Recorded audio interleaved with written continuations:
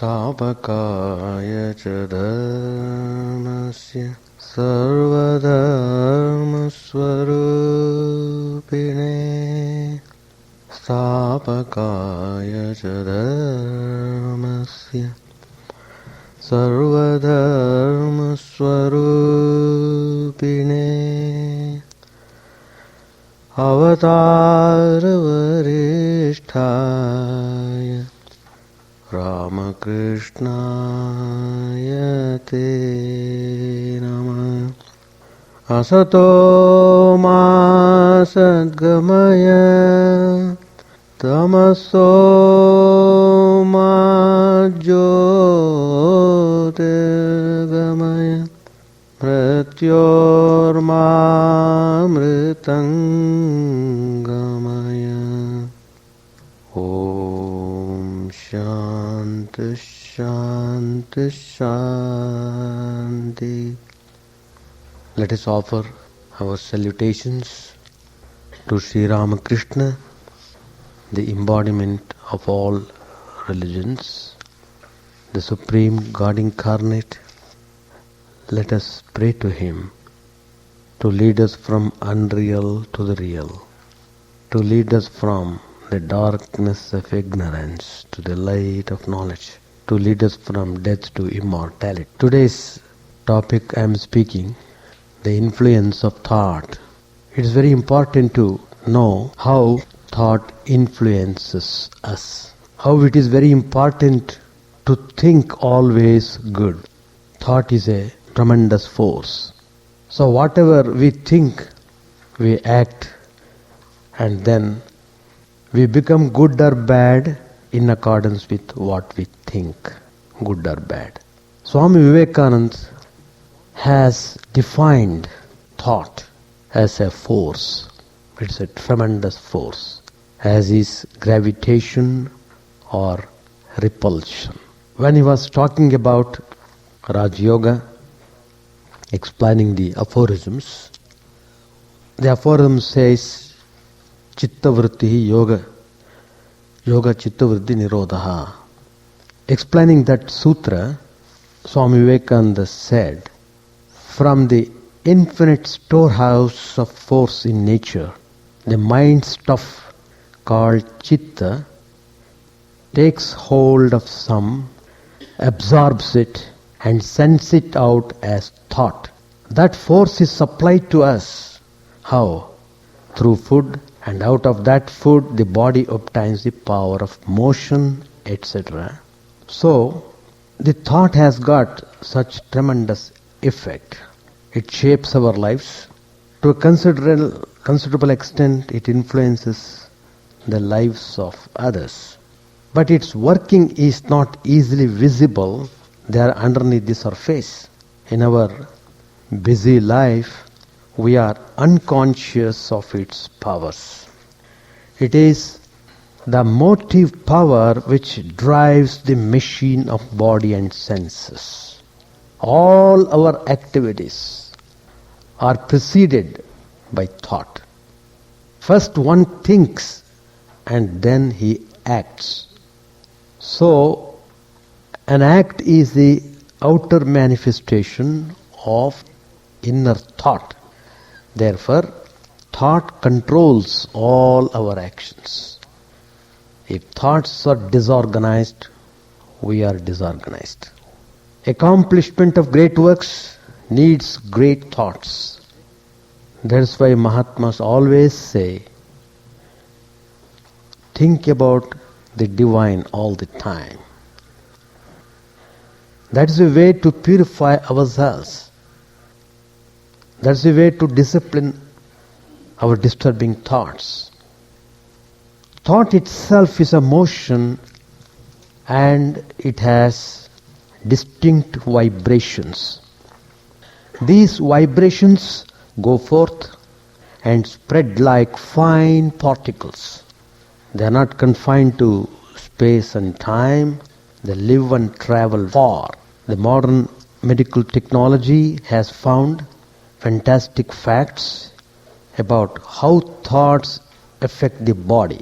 The pervasive effect of cheerfulness or depression on all beings is self-evident.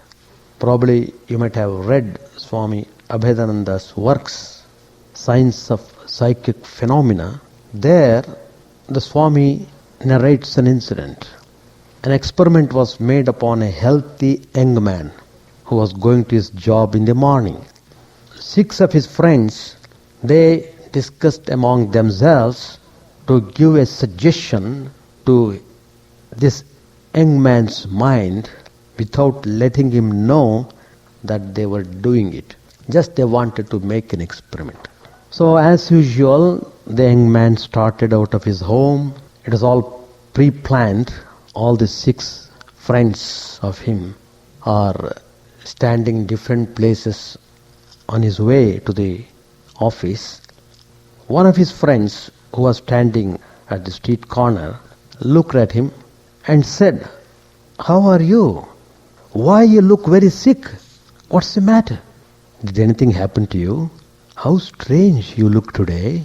Are you sick?" So repeatedly in different ways, that friend is telling this way. The young man who did not know anything, he just replied, "No, I'm quite all right. I'm okay. No trouble with me. Everything is all right." Then he went further. After some distance, his other friends also met him at different places. They all said the same thing. Of course, in different words, they are putting the same idea, telling him repeatedly, "It seems you are not well. You look very strange. You look sick." So when all these friends are telling him, it got into his nerves. On reaching the office, the young man began to think within himself, "I don't feel very well now. What's the matter with me? All my friends say I am sick. I must be sick." After a few hours, he began to feel the effect and was convinced that he was sick with high fever. So he came back home, laid on the bed and called in a doctor. The doctor came. All these things happened. The young man suffered for a time.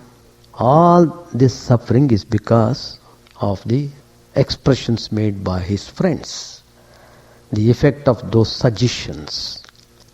Next day, it was disclosed to him by his own friends that it was all a joke. So see that how it affects a person tremendously. So you must always tell good things. Greet him well. Even if it doesn't look well, don't say on his face, "You are looking very bad today." Don't talk like that. Either positive or negative thought sometimes works miracles on the human body and mind. Even plants and animals respond to the power of thoughts. All these things have been experimented and concluded that thought is a tremendous force. You must understand it. Then you will see the miracle of it. When some persons come close to us, we feel repulsive. On the contrary, some others generate good feelings of attraction towards them. You feel pleased if some people come close to you. Though these 2 categories of people, they may not be known to you at all, yet you feel mysterious liking or disliking for them. The reason is, some persons, on account of their bad tendencies, are surrounded by inimical vibrations, the result of their unhealthy thoughts, whereas good persons radiate beneficial and friendly vibrations. That is why we always tell, look, have holy association. Whenever you go to a person who is really holy, you feel immense peacefulness, even without talking, just by lying near him. It is a common experience. Every person is to some degree sensitive to these thought vibrations in others, and he is vaguely aware of the dominant features of their character, either good or bad. For the same reason, people do not like to stay in some places for any length of time, while to some other places they are drawn again and again. That means places too have their pure and impure psychic environments which directly act upon the minds either positively or negatively. So what does it mean? A place becomes holy or unholy depending on the thought currents of the people who live there. That's why if you go to a nightclub, there all the vibrations are disturbing. If you go to a restaurant, you got the vibrations of eatables. Busy marketplaces, luxurious buildings, where there is lot of display of wealth, they don't soothe the nerves nor bring one peace of mind or tranquility. But on the contrary, suppose you go to a serene place, a semi-dark cave, or a humble cottage of a holy man, or even the home of an unpretentious devotee of the Lord, you feel inexplainable peace and joy. So thoughts are powerful enough to spawn an ocean of change in our environment. Our thoughts change the environment and they in turn act upon us. Thought therefore is a potent instrument. It is like nuclear energy. Either you can use it for the welfare of the humanity or misuse it to bring about the mass destruction. In complete text of Vivekananda, Swami Vivekananda has given a lucid rationale behind the existence of temples and churches. Every day of our lives, Swamiji says, we throw out a mass of good or evil, and everywhere we go, the atmosphere is full of these materials. That's how there came to the human mind unconsciously the idea of building temples and churches. Why should man build churches in which to worship God? Why not worship Him anywhere? Even if he did not know the reason, man found that the place where people worshipped God became full of psychic impressions. Every day people go there, and the more they go, the holier they get, and the holier the place becomes. One of the direct disciples of Sri Ramakrishna, Swami Chidananda ji, used to say to all the monastic members, he said, always meditate in the chapel. All the monastics should come there, sit down and do some meditation. That way, the atmosphere is well preserved. If any man has not much sattva in him, goes there, the place will influence him and arouse his sattva quality. Here, therefore, is the significance of all temples and holy places. But you must remember that their holiness depends on holy people congregating there.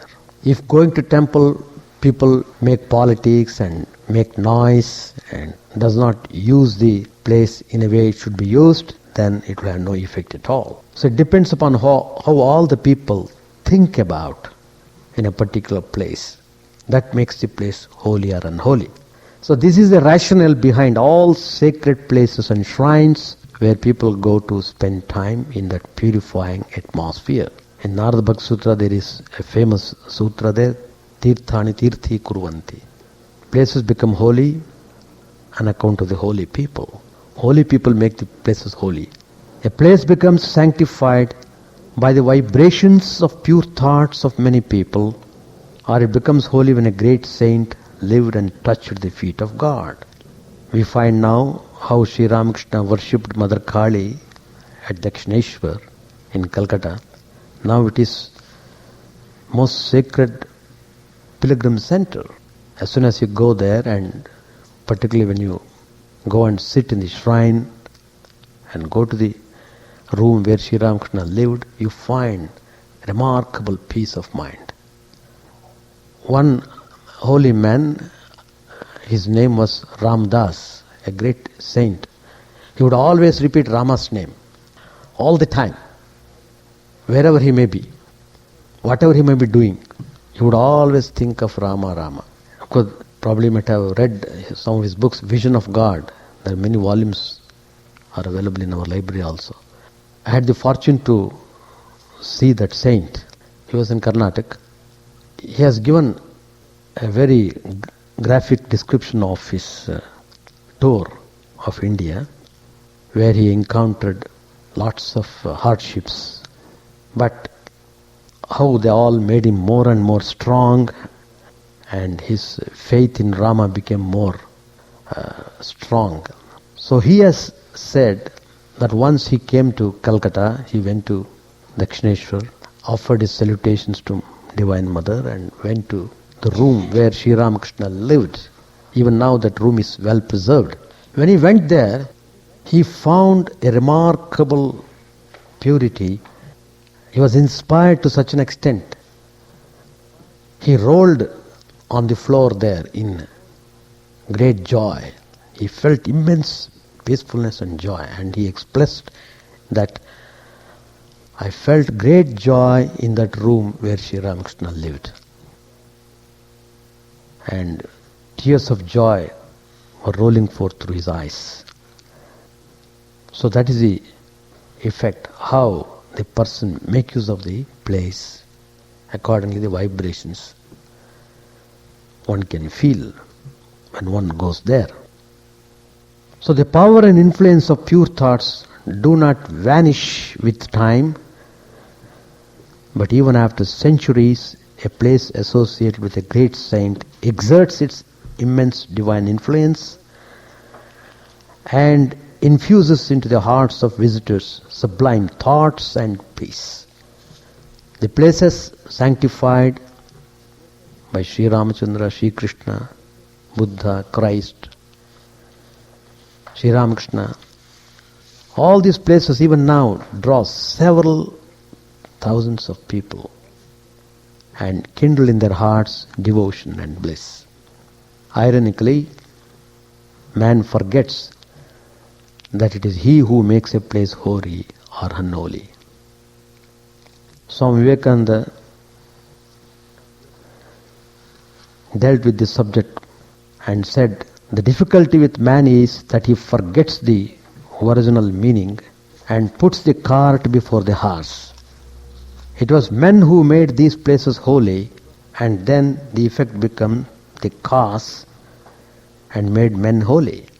If the wicked only were to go there, it would become as bad as any other place. It is not the building but the people that make a church, and that is what we always forget. That's why sages and holy persons who have much of this sattva quality can send it out and exert a tremendous influence day and night on their surroundings. A man may become so pure that his purity will become tangible. Whoever comes in contact with him becomes pure. We have seen how when people would go and see Ramana Maharshi with so many doubts in their mind, but when they go and sit in front of him for a few minutes, even without asking any question, all their doubts would have been solved. They would go back with a kind of fulfillment and joy. The presence of a saint makes the ferocious animals docile and cruels gentle. The sattvic vibrations emanating from the holy men are so strong that dishonesty, untruth and violence tremble to face them. The association of such holy men is joyous and elevating. A few minutes talk with such holy people unburdens a great load of trouble and agony from the heart. So our thoughts, good or evil, do not remain confined within our heads, however we try. Once they have taken shape, they spread out like particles into the outer space, creating waves and ripples. So you have to be careful what you think. There they accumulate like condensed clouds, and in their turn affect the minds of others.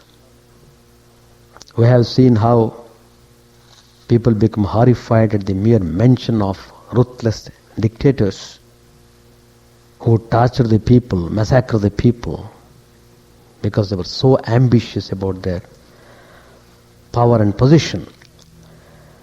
It is undeniable that they were the creation of the collective mass thought of humanity.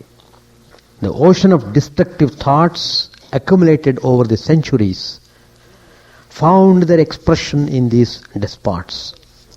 Mere thoughts are like tiny wavelets that at last combine into one giant wave that stands up and swallows up the rest. The same logic holds good in the descent of messengers of God like Lord Christ, Buddha and Sri Ramakrishna. The pious thoughts and prayers of the race found expression in the forms of these divine personalities. The world was flooded with love and light by their advent. It is an inexorable law that what we want, we get, and what we desire depends entirely on our thoughts. If the world sees the rise of tyrants, people can't simply absolve themselves from their secret share and desire in inviting such calamities on earth. These tyrants are the representatives of man's dark side, his evil thoughts. When the people are truthful, righteous, peace-loving, and feel that they belong to the global family, surely they contribute to the fund of positive and auspicious thoughts that purify the atmosphere and make the world habitable. Generations born in such healthy, joyful environment inherit these qualities and add their own share to enrich it. That's the real cultural evolution. From savage to discriminating man, and then to man of kindness and love, and finally to man divine. All beings are here on this planet to unfold that latent cosmic intelligence. The living beings have a kind of aura about them. Each one has got that. The bioluminescence. This aura glow changes its colors, becomes dim, sometimes becomes bright at other times according to one's thought patterns. Whatever you think in your mind, accordingly the aura changes its colors. Seers and spiritually gifted holy people detect easily these auras that surround people. It's a simple matter for them to know who is deceitful or wicked or a good person. Ordinary people, though not having a developed ability to discern the spiritual auras of other people, do occasionally have the flash of intuition enabling them to see into others' character. If you study the life of Sri Ramakrishna, Holy Mother and great people, you find ample evidence of this power working. If anybody comes to visit Sri Ramakrishna, immediately he would at a glance read the inner character of that man. Within seconds he would know everything about him. like an open book. Sri Ramakrishna said, from the hand I can tell whether a person is deceitful or guileless. Whether a person is good or bad can also be known from the way he walks. These are the words of Sri Ramakrishna. He was very sensitive, so greatly sensitive as he was to the environment around him. He would experience excruciating pain whenever a person of uncertain character touched him. Sarda Devi too, receiving the salutations of all and sundry who came to her, paying their homage by touching her feet, she used to feel a burning sensation when people of impure character came and touched her feet. This was due to the unsurpassed purity of the Master and Holy Mother. There is an interesting incident. One day, Swami Brahmananda ji, one of the direct disciples of Sri Ramakrishna, when he was young, he used to come to Sri Ramakrishna. One day he has come. As soon as Sri Ramakrishna saw him, he asked him why there was a shadow of darkness over his face. Have you done anything wrong? The disciple was astonished in wonder because he couldn't remember to have done anything wrong. But he began to think and rethink.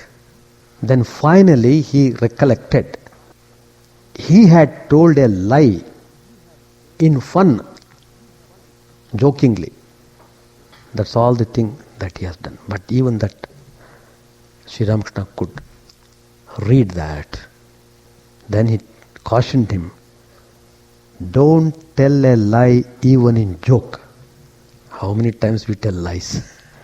See, if you follow all these instructions meticulously, then only you will develop spiritual personality. Simply, what I don't feel any progress in my life. Yeah, you are not following the instructions properly. It proves that. But we do not have to tell that. We shouldn't tell that. Oh, you are not following, so you are like that. You should not tell that because it may discourage you. So you have to keep on telling you, try in so many other ways. But if you are very sincere about your doing, surely you will get the benefit. There is no doubt about it.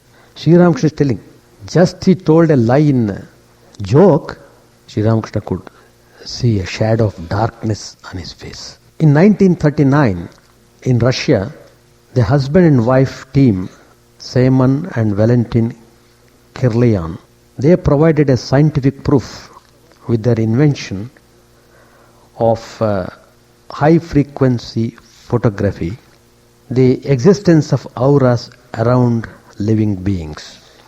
A leaf torn from a tree was placed in a field of high-frequency current.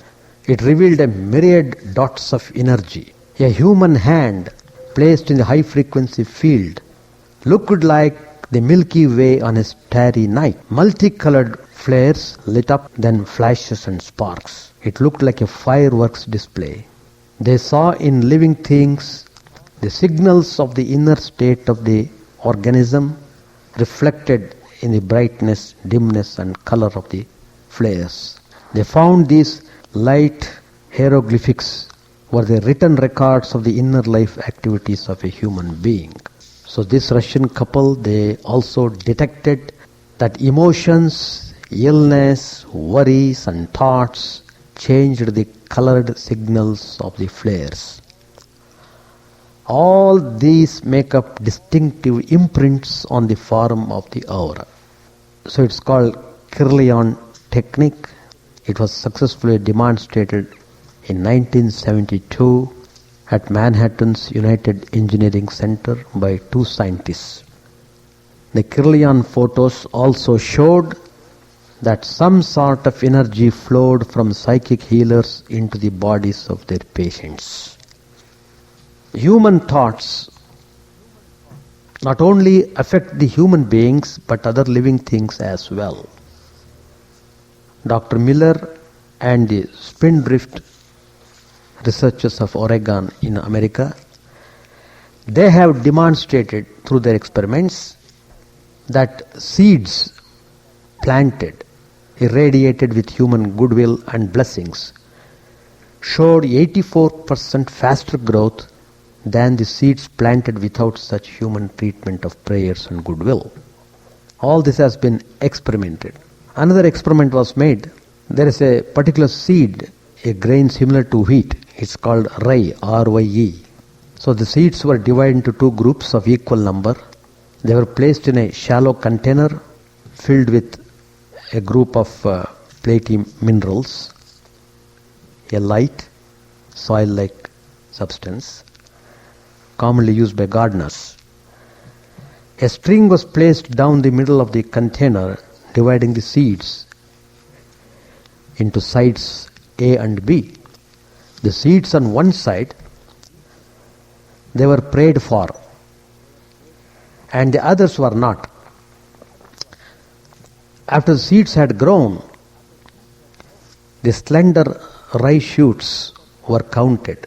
Results consistently indicated that there were more rye shoots in the treated, that is, prayed for, that side, they are more than in the control side. This test was repeated many times. They indicated that the effect of thought on living organisms outside the human body was significant, quantifiable, and reproducible, and that the effects of human consciousness are not confined to the brain and body. Experiments were also conducted with striking success on unhealthy seeds, and the results showed that human thought exerted a positive effect on them. Plants are very sensitive, and their height of sensitivity is much superior to human senses. Another scientist, his name Glen Baxter, the foremost lie detector of America, in 1966 he startled the world of science by a repeatedly successful experiment in lie detection, which he made with a plant. What did he do?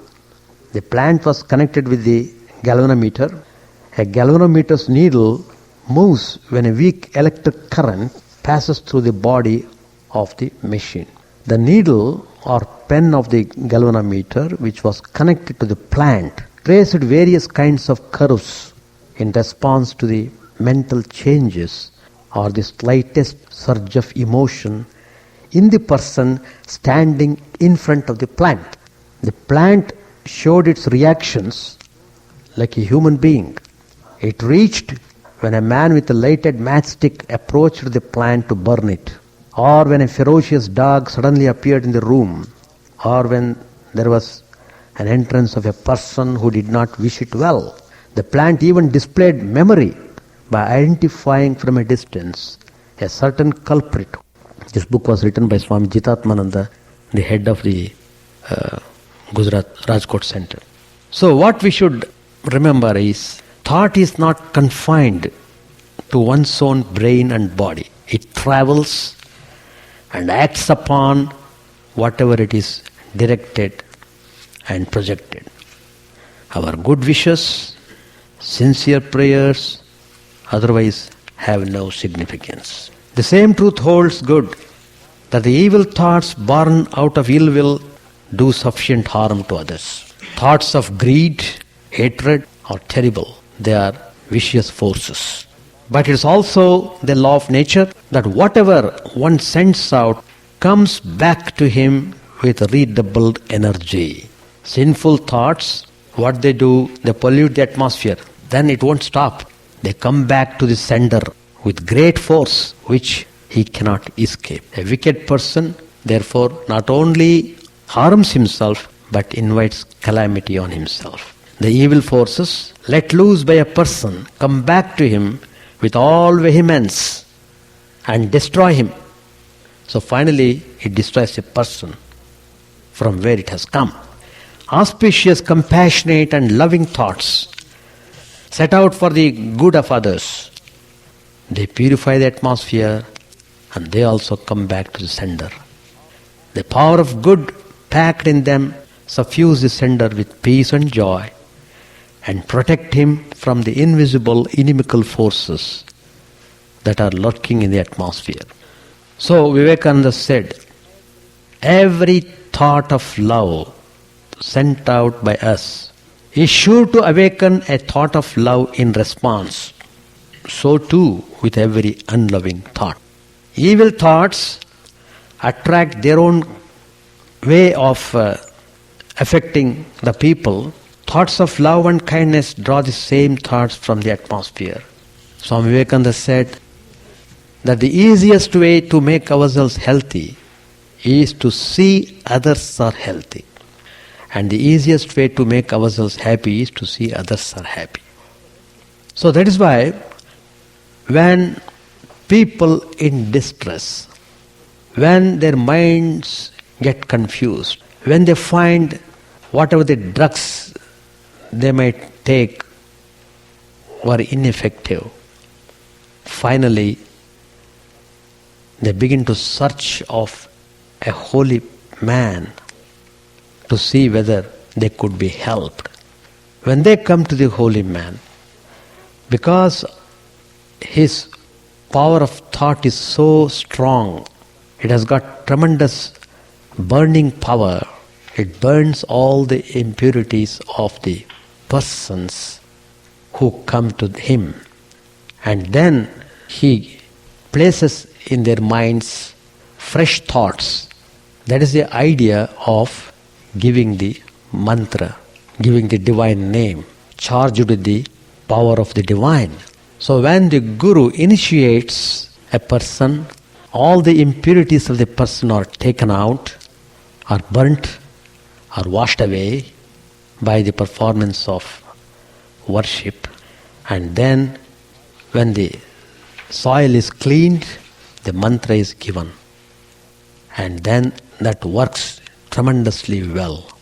But then the disciple should be sincere enough to practice, should be careful enough to see that no evil thoughts are being welcomed in his mind anymore. One way of preventing bad thoughts is to engage the mind in good thoughts. That's why I always suggest every day spend some time in reading a good book which inspires your life, which gives an awakening to your spiritual unfoldment. By doing this way, positively you are encouraging the pure thoughts in your mind to come up and preventing the bad thoughts acting upon. So this purification of the thought is very important. To what level we rise depends upon the level of the purity of our heart. So the purpose of all spiritual sadhana is to purify the mind. What is the meaning of purifying the mind? Make the mind free from all evil thoughts. So let us try to take the teachings of holy people and try to practice them sincerely. In that process, you will be purifying yourself. You are not only helping yourself, but you are helping the society, you are helping the people in the world. So they are very powerful, they influence the people who come around you. That's why the power of good thoughts is so intense and it is so effective in a place of worship where people offer everyday prayers and do meditation. So every day of your life you must think properly, think always pure noble thoughts. That's the way to organize yourself, to discipline yourself, and that's the way that we should proceed in our spiritual path. With these words, I conclude my talk. Sahana bhavato, sahano bhunakto, saha viryam karavavahai, Tejasvinavadhitamastu ma vidvishavahai. Om Shanti Shanti Shanti. Harihi Om. May the Divine Supreme protect us. May He nourish us. May we work in harmony with great vigor. May our study be illuminating and fruitful. May we not hate each other. May we live in peace and harmony. Peace, peace, peace be unto all.